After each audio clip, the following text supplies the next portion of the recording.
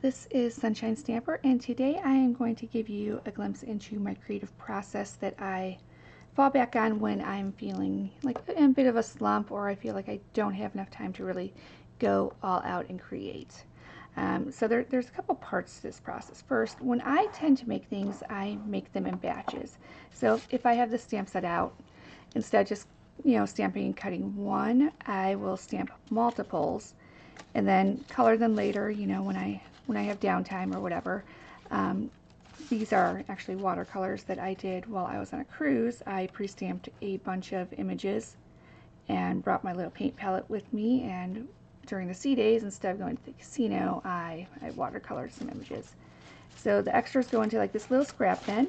So when I'm in a bit of a slump and I don't want to create something brand new, I could just, delve into this bin, flip through it, figure out if anything catches my eye, anything that looks like I want to create it with it, anything that calls to me that day.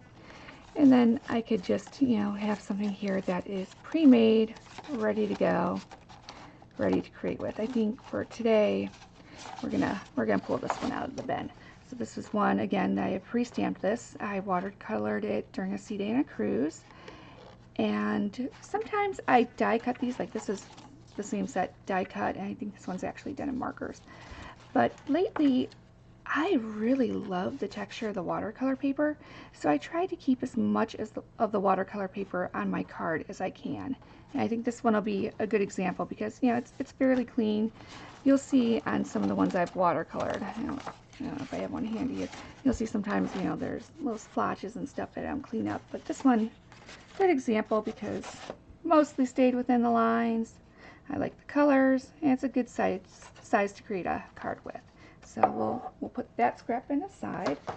And then I also have these other scrap bins. So when I'm creating, again, if I'm cutting up a sheet for cards, I try to put the extra pieces that I'm not using that day in a scrap bin. I have actually several of these. So I put them in there so I can just flip through them and pull stuff out when I'm ready to create with it. And this one is mostly vellum. So vellum, actually that should probably be in the scrap bin. I've been using that as backgrounds too. I love the soft look it gives behind my project on the cardstock. And instead of just doing white on white, you could pop a little bit of color in there with the vellum. So for today,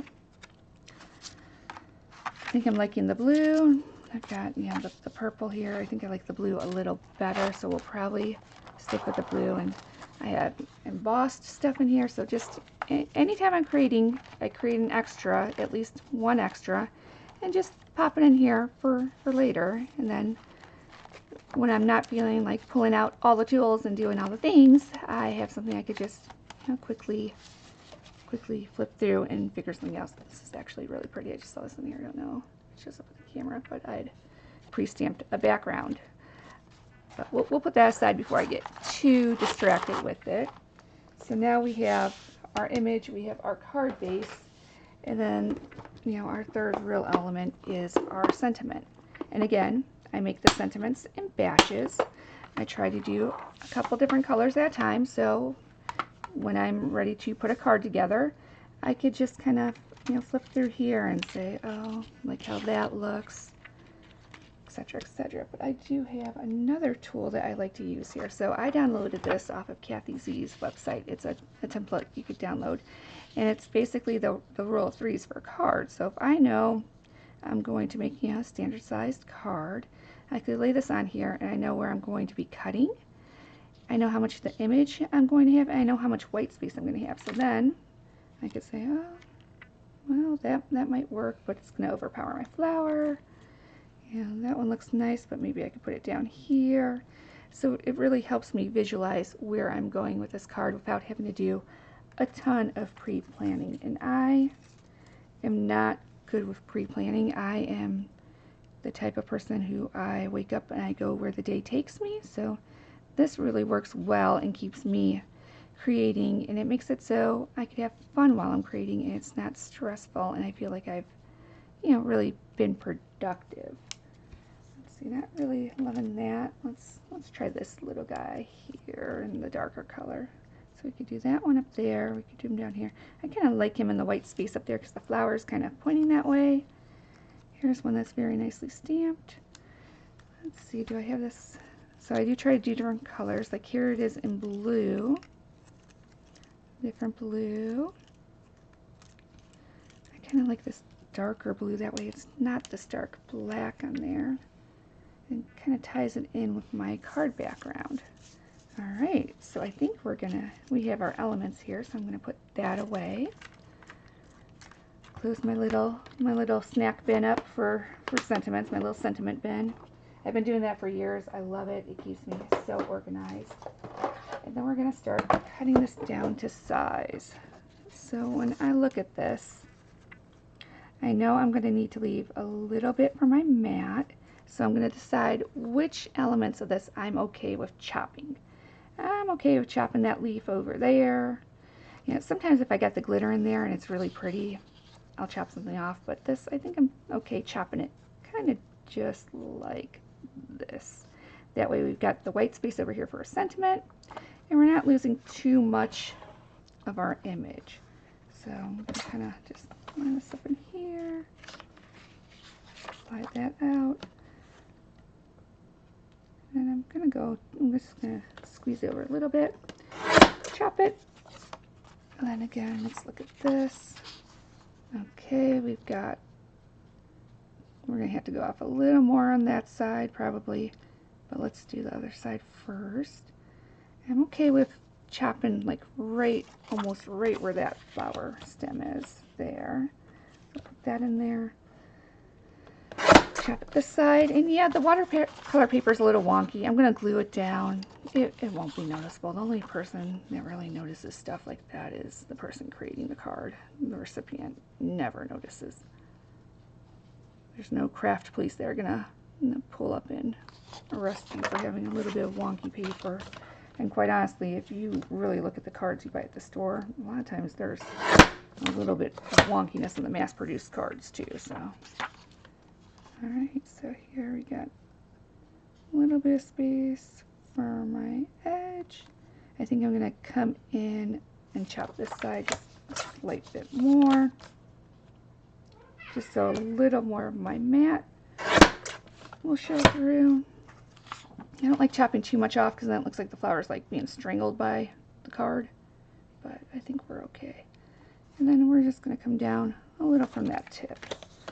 And I always try to chop too little at first because you know you can always go back and chop more, but it's kind of hard to undo something you've already chopped. So I always try to keep that in mind. So I think we're looking good right now for our card base. And again, this is a free download on Kathy Z's site. I did have to buy like transparency paper off of Amazon to print it on that was printable. I tried with like regular acetate I had, and it just like smudged right off, but the printable paper from Amazon worked perfectly. So again, you can see a little bit of wonkiness, but let's glue this sucker down and just roll with it. It'll be okay. So trying to stay in frame here. I'm being a little liberal with the glue because first, this is watercolor paper, so it's a little thicker, and because we want to try to fix that wonkiness. Now, if the wonkiness of the paper really bothered me, there's a couple things you could do. You can run it, you know, through your die cutting machine with just some shims. You could spritz it back and reflatten it. Lots of things you could do, but I'm just, you know, this is good enough. I'm going to put my little bean bag on it for a couple seconds. Push down on the bean bag. Nice little bit of pressure. Let that glue adhere. And then we'll be ready to go. Just pushing down a little more, a little bit of pressure. Alright. See, I mean, it's still a little wonky, but again, the only person that's going to notice is going to be you. Now we're ready for our sentiment. I've been making my cards fairly flat lately because I do like to mail my cards. I could pop this up a little, but again, I want to be able to mail it. And I've put some wax seals on my envelopes lately, so that adds a little bulk when I do that. I want to have that option, so making the card as flat as possible. And I think the watercolor paper gives it enough dimension where, you know, it doesn't look like it's a plain piece of paper already. I'll put a little thank you up here, or see how the flower's kind of pointing to it. We're gonna smush everything down again, and then I have a pre-cut card base that I'm gonna use. I buy these from Altenew because I hate cutting my own card bases. I wait for them to go on sale, and then I stack up on a bunch. And then when I need a card base, I just pull one out. All you have to do is fold it in half. Okay. Again, using glue. This is kind of heavy. I know some people don't like to use glue on their cards, but I think if you do the really, really thin lines like that, you're not really going to have a problem with it warping things. Plus, I got that mat on there between that and my artwork. So, and yes, I do call it artwork. I think anytime you create something, you are creating art. I'm not an art snob. So here we go. And look at that. A quick little card we made, all items from the scrap bin. And, you know, I wasn't feeling the most creative today, but it didn't stop me. I was able to create something pretty because I had made extras the last hundreds of times that I've crafted. So you get a little stockpile going, and then you could make whatever you want. I mean, if you're not feeling creative, you need a birthday card, and you have a bit of birthday sentiments, and you have pre-done images, it's easy to put something together quickly. Thank you for watching. Please like my video, subscribe if you want to see more stuff from me. I appreciate it.